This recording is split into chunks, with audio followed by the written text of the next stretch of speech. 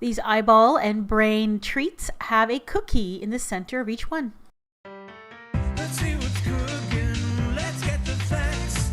Let's see what's cooking. It's time for Yo-Yo Max 12. Hello everyone, I've shown these molds before. I had made a flower one prior to this. These are for Halloween and it allows you to put a cookie in the center of the candy melt treat. I'm calling this a demo because not everybody can find these molds where they live, and not everyone can find candy melts where they live either. Candy melts are meltable little candy wafers.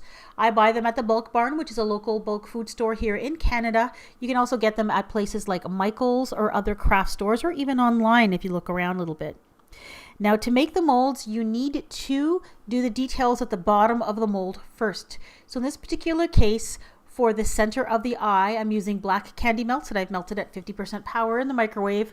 I put a little bit in the bottom of the mold and then just give it a gentle tap. It'll spread and smooth out and fill in that little detail.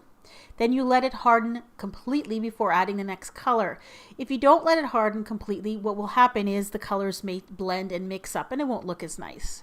So this eye, for the iris, I'm using blue to make a blue eye.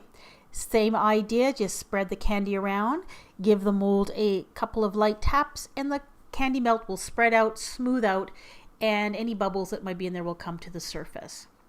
And then you're going to allow it to harden completely before adding the next detail.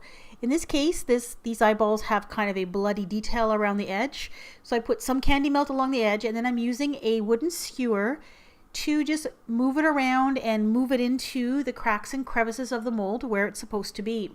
Now this is helpful if you melt your candy melts so that they're not super runny, so they still are a little bit thick, and that way it clings to the side of the mold and won't run down into the bottom. So I'm just filling in the red bloodshot eye detail, and then you let this harden before you fill in the center. Once that's hardened, I'm adding some white candy melts. Fill it to about 2/3 full, and then you're going to add your Oreo cookie to the center. And you just gently wiggle it into the candy melts. Candy melts will come out over and around the sides of the cookie. Press it in till the mold's full, and you're done. Now for the little brains, I tried to make a brain-like color by mixing pink and purple together. I melted them and then I just kind of squished them together until the two colors blended. Ziploc bags are great for this because you just snip off the corner and get the size of hole that you need.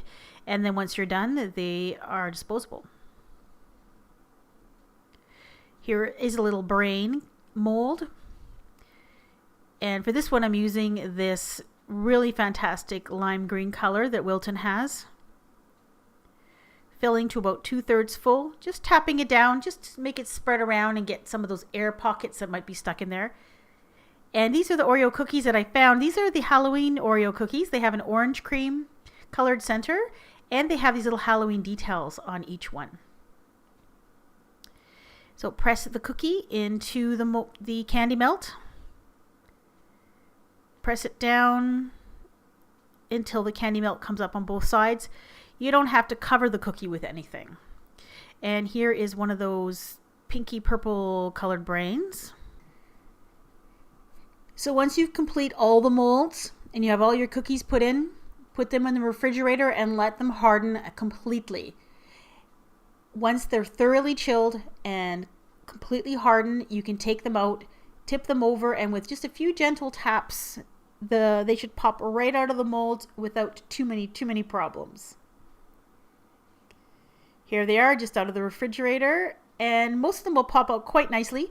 Some of them might need a little bit of coaxing, and if some of them feel like they won't come out of the mold at all, put it back in the refrigerator and let it sit for a little bit longer. Probably hasn't chilled quite enough.